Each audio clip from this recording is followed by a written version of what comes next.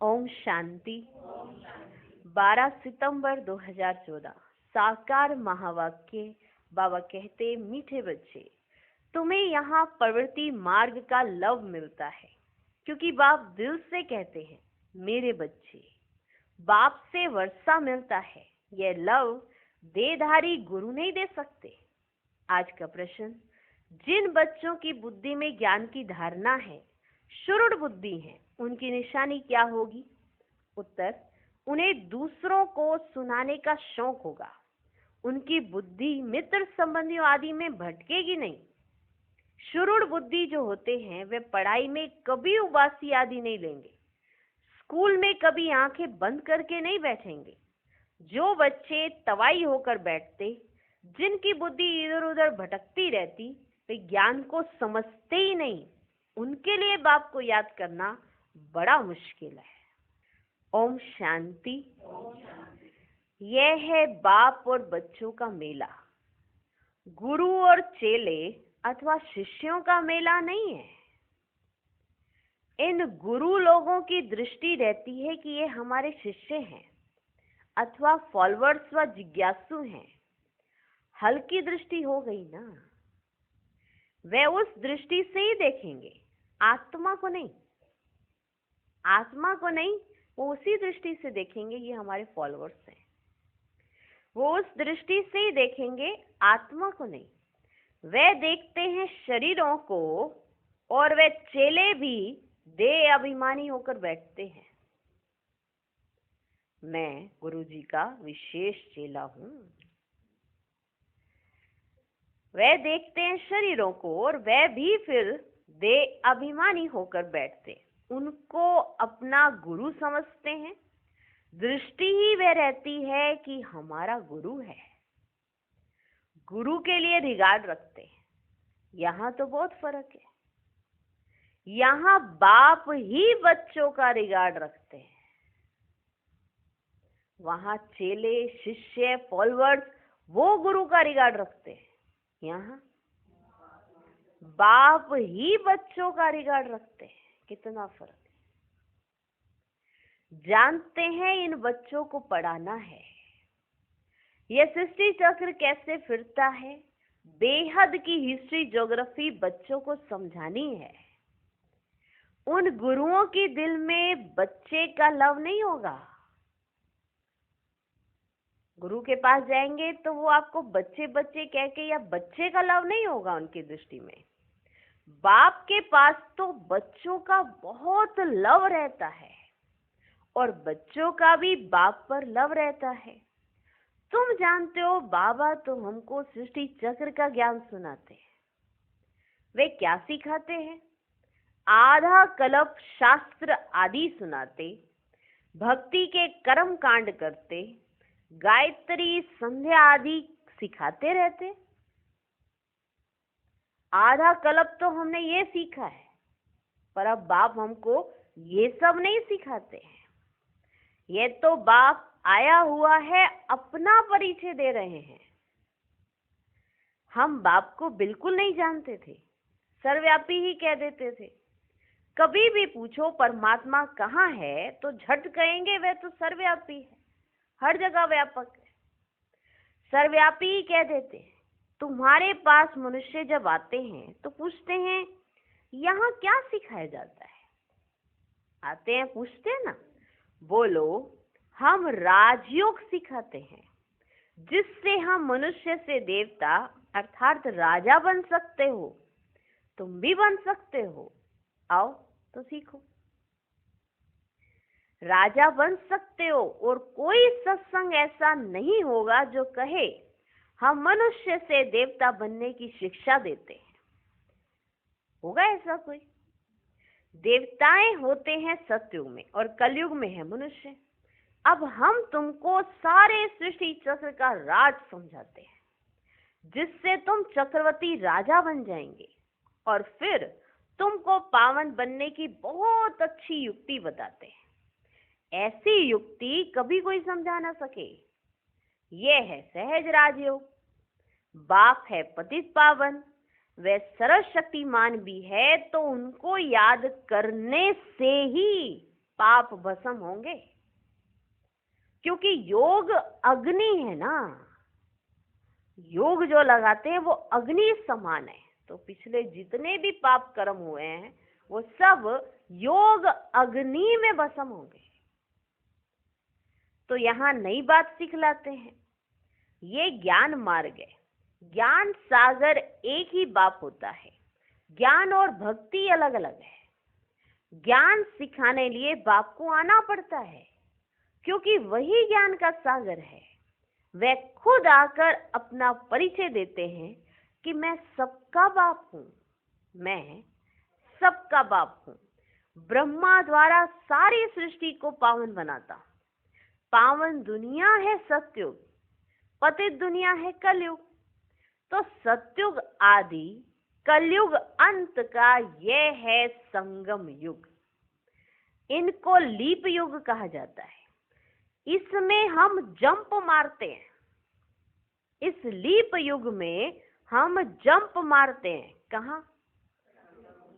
पुरानी दुनिया से नई दुनिया में जंप मारते हैं।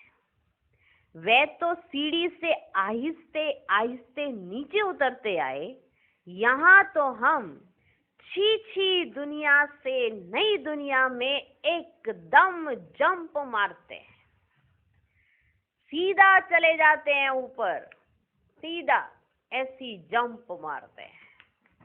है ना वंडरफुल बात? पुरानी दुनिया को छोड़ हम नई दुनिया में जाते हैं।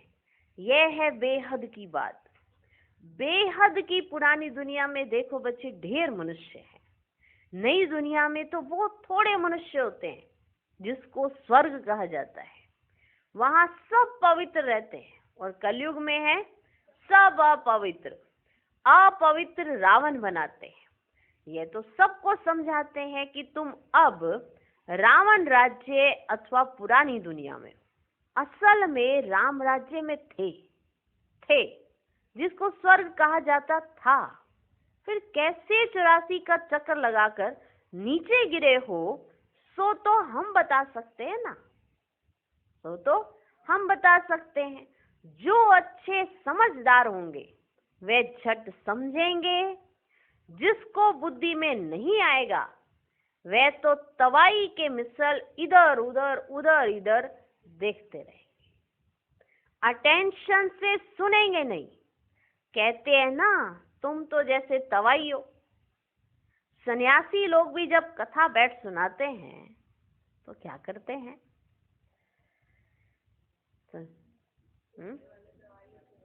सन्यासी लोग भी जब कथा बैठ सुनाते हैं तो कोई झुटका खाते हैं या अटेंशन और तरफ रहता है, तो अचानक उनसे पूछते हैं क्या सुना। सन्यासी भी ऐसा करते हैं।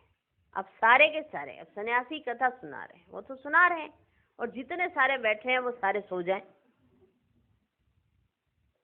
तो अटेंशन दिलाने के लिए पूछेंगे ना, कि अचानक से पूछते हैं। ऐसे नहीं सबको पता होता कि अभी पूछेंगे, अचानक से उनसे पूछते हैं क्या सुना। बाप भी सबको देखते रहते हैं, बाबा भी सबको देखते रहते हैं।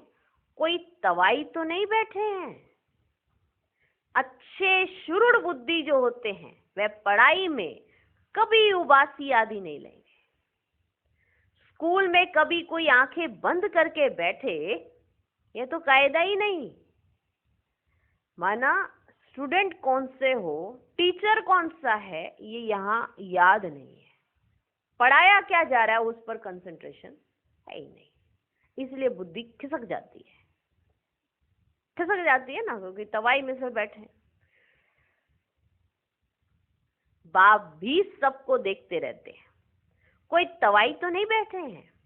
अच्छे शुरुड़ बच्चे जो होते हैं वे पढ़ाई में कभी उबासी आदि नहीं लेंगे। स्कूल में कभी कोई आंखें बंद करके बैठे, ये तो कायदा ही नहीं। कुछ भी ज्ञान को समझते नहीं। बाप को याद करना उन्हों के लिए बड़ा मुश्किल है। फिर पाप कैसे कटें? फिर पाप कैसे कटें? शुरुड़ बुद्धि तो अच्छी रीति से धारण कर औरों को सुनाने का शौक रखते हैं।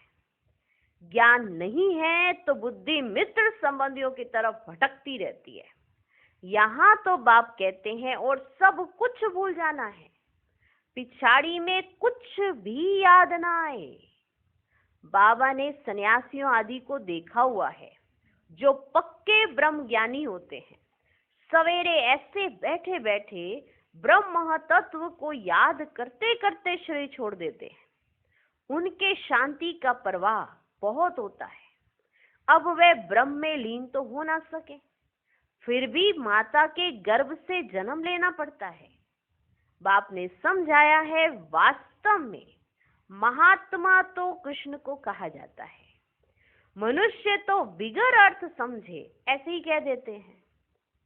बाप समझाते हैं श्री कृष्ण है संपूर्ण निर्विकारी, परंतु उनको सन्यासी नहीं देवता कहा जाता है। सन्यासी कहना व देवता कहना उनका भी अर्थ है कि महात्मा किस उपलक्ष्य में कहना है, देवता किस उपलक्ष्य में कहना है, इसका भी अर्थ है। ये देवता कैसे बना? सन्यासी से देवता बना। बेहद का सन्यास किया फिर चले गए नई दुनिया में। वे तो हद का सन्यास करते हैं, बेहद में जा ना सके, हद में ही पुनर्जन्म लेना पड़े, विकार से बेहद का मालिक बन ना सके, राजा रानी कभी बन ना सके, क्योंकि उन्हों का धर्म ही अलग है। सन्यास धर्म देवी देवता धर्म नहीं है।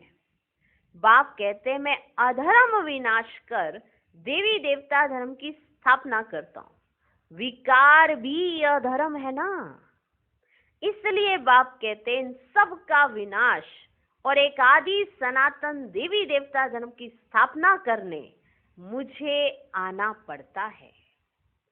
भारत में जब सतयुग था तो एक ही धर्म था, वही धर्म फिर अधर्म बनता है।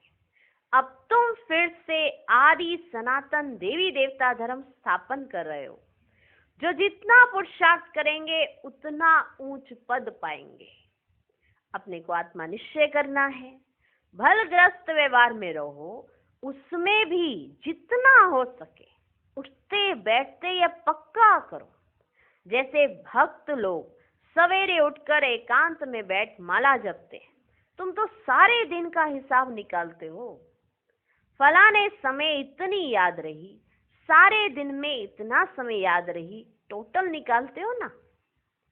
वे तो सवेरे उठकर माला फेरते हैं, भल कोई सच्चे भक्त नहीं होते हैं। कईयों की बुद्धि तो बाहर कहाँ कहाँ भटकती रहती है। अभी तुम समझते हो भक्ति से फायदा कुछ भी नहीं मिलना है। यह तो है ज्ञान जिससे बहुत फायदा होता है। अभी तुम्हारी है चढ़ती कला। बाप घड़ी घड़ी कहते हैं मन मना भव। गीता में भी अक्षर है, परंतु उसका अर्थ कोई भी सुना नहीं सकेंगे, जवाब देने आएगा ही नहीं। वास्तव में उसका अर्थ लिखा हुआ भी है कि अपने को आत्मा समझ दे के सब धर्म छोड़ मामेकम याद करो, ऐसे लिखा हुआ है, पर उसका अर्थ समझने आएगा ही नहीं। भगवानुवाच है ना, परंतु उनकी बुद्धि में है श्री कृष्ण भगवान।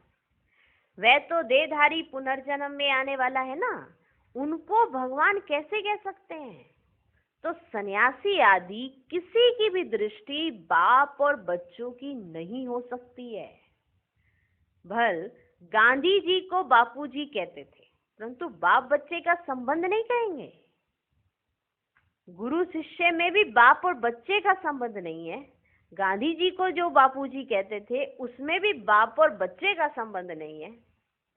बाप और बच्चे का संबंध अभी है। वह तो फिर भी साकार हो गया ना, गांधी जी भी तो साकार हो गए। तुमको तो समझाया है अपने को आत्मा समझो। इसमें जो बाप बैठा है वह है बेहद का बापूजी। इनमें जो बाप बैठा है वह है बेहद का बापूजी। लौकिक और पारलौकिक दोनों बाप से वर्षा मिलता है, बापूजी से तो कुछ भी नहीं मिला। अच्छा, भारत की राजधानी वापस मिली, परंतु ये वर्षा तो नहीं कहेंगे ना, इसे वर्षा तो नहीं कहेंगे। सुख मिलना चाहिए ना। वर्षे होते ही है दो प्रकार के, एक हद के बाप से मिलता है और दूसरा बेहद के बाप से। ब्रह्मा से भी कोई वर्षा नहीं मिलता है। कोई सोचे ब्रह्मा बाबा से वर्षा मिलेगा, नहीं। हद के बाप से वर्षा मिलेगा, दूसरा बेहद के बाप से। अलौकिक बाप से कोई वर्षा नहीं मिलेगा। भल सारी प्रजा का वे पिता है ब्रह्मा बाबा, उनको कहते हैं ग्रेट ग्रेट ग्रैंडफादर। वे खुद कहते हैं मेरे से तुमको कुछ भी वर्षा नहीं मिलता, जबकि ये खुद कहते हैं मेरे से वर्षा नहीं मिलता, तो उस बापूजी से फिर क्या वर्षा मिल सकेगा? उस बापूजी से फिर क्या वर्षा मिलेगा? जब ये कहते हैं मेरे से वर्षा नहीं मिल सकता, तो उस बापूजी से कैसे मिलेगा? कुछ भी नहीं। अंग्रेज तो चले गए, अभी क्या है? चलो अंग्रेज तो चले गए, अंग्रेजों को निकालने के लिए कितनी मेहनत की गई, अंग्रेज चले गए, बाकी क्या हुआ? क्या वर्षा मिला? जो भारतवासी से उनको कौन कौन सी प्रॉपर्टियां मिली? क्या वर्षा मिला? वर्षे में कौन सी सुख शांति की प्रॉपर्टी मिली? क्या वर्षा मिला? भूख हड़ताल, पिकेटिंग, स्ट्राइक आदि होती रहती है, कितनी मारामारी होती रहती है, आज दिन तक हो रही है। क्या वर्षा मिला? कोई डर नहीं है, किसी को किसी का डर नहीं है। कोई कहीं भी किसी की हत्या करा देता है, कोई कहीं भी किसी की चोरी डकैती लूटपाट कुछ भी होता जा रहा है। डर है? जो ऐसे काम करते हैं उनको तो डर ही नहीं होता है। एक की करेंगे क्या, 10 की कर लेते हैं, सजा तो एक ही मिलनी है। तो मैंने डर खत्म हो चुका है, कोई डर ही नहीं है। बड़े बड़े ऑफिसर्स को भी मार देते हैं। सुख के बजाय और दुख है। तो बेहद की बात यहां ही है कि बेहद का बाप आकर, बेहद के बापूजी आकर इनके तन में बैठकर हमको बेहद का वर्षा देते हैं। बेहद का सुख और शांति हम बच्चों को मिलता है। बाप कहते पहले पहले तो ये पक्का निश्चय करो कि हम आत्मा हैं, शरीर नहीं। बाप ने हमको अडॉप्ट किया है, हम एडॉप्टेड बच्चे हैं। तुमको समझाया जाता है बाप ज्ञान का सागर आया हुआ है और सृष्टि चक्र का राज समझाते हैं, दूसरा कोई तो समझा ना सके। बाप कहते देह सहित दे के सब धर्मों को भूल मामेकम याद करो। सतो प्रधान जरूर बनना पड़ेगा। बाबा कहते दे को भूलो, दे के सब धर्मों को भूलो। जो तुम हो उस स्वरूप में मुझे याद करो। ये नहीं हम हिंदू हैं, हम मुस्लिम हैं, हम तो सिख हैं, हम तो ईसाई हैं, ये सब भूलने पड़े, क्योंकि आत्मा ने ये शरीर धारण किया। उस आधार पर हर एक के धर्म अलग अलग बन गए। अब तो शरीर को भी भूलना है कि कौन से धर्म की आत्मा हो, इसको भी भूलना है। तब तुम मुझे मामेकम याद कर सकते हो, वरना तुम मुझे मामेकम याद ही नहीं कर सकते। अगर ये याद रहेगा मैं तो सिख धर्म की आत्मा हूँ, मैं तो क्रिश्चियन धर्म की आत्मा हूँ, तो वो ही याद रहेंगे। हमारे धर्म स्थापक तो ये हैं, शिव बाबा कहते ऐसा, तो चलो शिव बाबा को याद करें। मैं तो इस धर्म की हूँ, मैं तो उस धर्म की हूँ। वो तो सभी धर्म की आत्माओं का पिता है। और बाबा कहते सब एक पिता की संतान है, तुम सब आपस में भाई भाई हो, यही याद रखना। तो याद ही नहीं है ना। तुमको समझाया जाता है बाप ज्ञान का सागर आया हुआ है और सृष्टि चक्र का राज समझाते हैं, दूसरा कोई समझा ना सके। बाप कहते देह सहित दे के सब धर्मों को भूल मामेकम याद करो। सतो प्रधान जरूर बनना पड़ेगा। यह भी जानते हो पुरानी दुनिया का विनाश तो होना ही है। देह को भूलो, देह के सब धर्मों को भूल मामेकम याद करो। सतो प्रधान जरूर बनना पड़ेगा। यह भी जानते हो पुरानी दुनिया का विनाश तो होना ही है। नई दुनिया में बहुत थोड़े होते हैं। कहाँ इतनी करोड़ों आत्माएं, कहाँ 9 लाख, इतने सब कहाँ जाएंगे? जब 9 लाख यहाँ पर देवी देवताएं अपना पाठ बजाएंगे तो बाकी सब आत्माएं परम धाम में रहेंगी।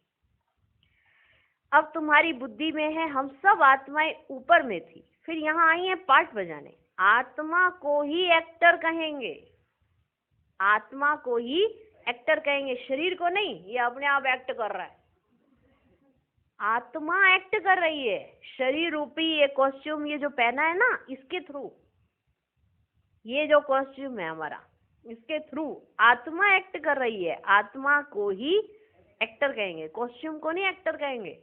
वो कभी राम की पहनी, कभी रावण की पहनी, कभी कंस की पहनी, कभी किसी की पहनी। कई बार एक ही एक्टर होता है, 10-10 कैरेक्टर लेके बैठा होता है ना। अभी आया तो इसमें ये बन के आ गया, वो आया तो वो बन के आया। ड्रेस चेंज होती रहती है, लेकिन आत्मा हमारी एक्टर है। आत्मा एक्ट करती है इस शरीर के साथ। आत्मा को ऑर्गन्स तो चाहिए ना। आत्मा कितनी छोटी है, कितनी है आत्मा, कितनी छोटी है। 84 लाख जन्म है ही नहीं। हर एक अगर 84 लाख जन्म ले, फिर पार्ट रिपीट कैसे करेंगे? पार्ट कैसे रिपीट करेंगे? याद ही नहीं रह सकता, स्मृति से बाहर चला जाए। 84 लाख, यहाँ एक दिन का याद नहीं रहता कल क्या खाया था, तो 84 लाख हो तो पार्टी याद नहीं रहे, स्मृति से ही बाहर चला जाए। 84 जन्म भी तुमको याद नहीं रहते, भूल जाते हो। अब तुम बच्चों को बाप को याद कर पवित्र जरूर बनना है। इस योग अग्नि से विक्रम विनाश होंगे, यह भी निश्चय है। बेहद के बाप से बेहद का वर्षा हम कल्प कल्प लेते हैं। अब फिर स्वर्गवासी बनने के लिए बाप ने कहा है कि मामे कम याद करो, क्योंकि मैं ही पतित पावन हूँ। तुमने बाप को पुकारा है ना, तो अब बाप आए हैं पावन बनाने। पावन होते हैं देवता, पतित होते हैं मनुष्य। पावन बनकर फिर शांति धाम में जाना है। तुम शांति धाम जाना चाहते हो या सुख धाम आना चाहते हो? तुम शांति धाम जाना चाहते हो या सुख धाम आना चाहते हो? सन्यासी तो कहते हैं सुख काग विष्टा के समान है, हमको तो शांति चाहिए, तो वह सत्युग में कभी आ नहीं सकेंगे। सत्युग में था प्रवृत्ति मार्ग का धर्म।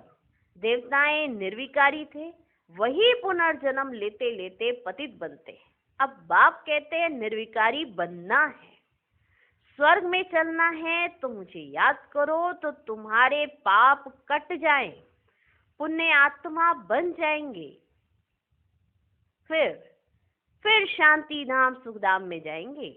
वहां शांति भी थी, सुख भी था। अभी है दुख धाम। फिर बाप आकर सुख धाम की स्थापना करते हैं। दुख धाम का विनाश चित्र भी सामने है। बोलो अभी तुम कहाँ खड़े हो? उन्हीं से पूछो कि अभी तुम कहाँ खड़े हो। अभी है कलयुग का अंत, विनाश सामने खड़ा है, बाकी जाकर थोड़ा टुकड़ा रहेगा। इतने खंड तो वहां होते ही नहीं है। ये सब वर्ल्ड की हिस्ट्री ज्योग्राफी बाप ही बैठ समझाते हैं। ये पाठशाला है। भगवान उवाच, पहले पहले बाप का परिचय देना पड़ता है।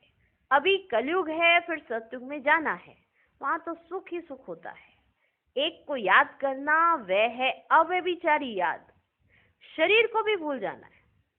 शांति धाम से आए हैं, फिर शांति धाम में जाना है, वहां पतित कोई जा ना सके। बाप को याद करते करते पावन बन तो मुक्ति धाम में चले जाएंगे। ये अच्छी रीति बैठ समझाना पड़ता है। आगे इतने सब चित्र थोड़े ही थे, बिगड़ चित्र भी नट शेल में समझाया जाता था। इस पाठशाला में मनुष्य से देवता बन जाना है।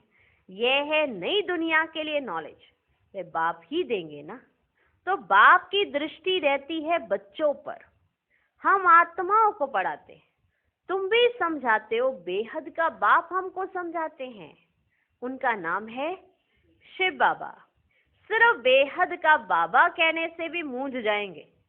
क्योंकि बाबाएं भी बहुत हो गए हैं। बेहद का बाबा बोलेंगे ना तो सारे मूंझ जाएंगे, क्योंकि बाबाएं भी बहुत हो गए। म्युनिसिपालिटी के मेयर को भी कहते हैं बाबा।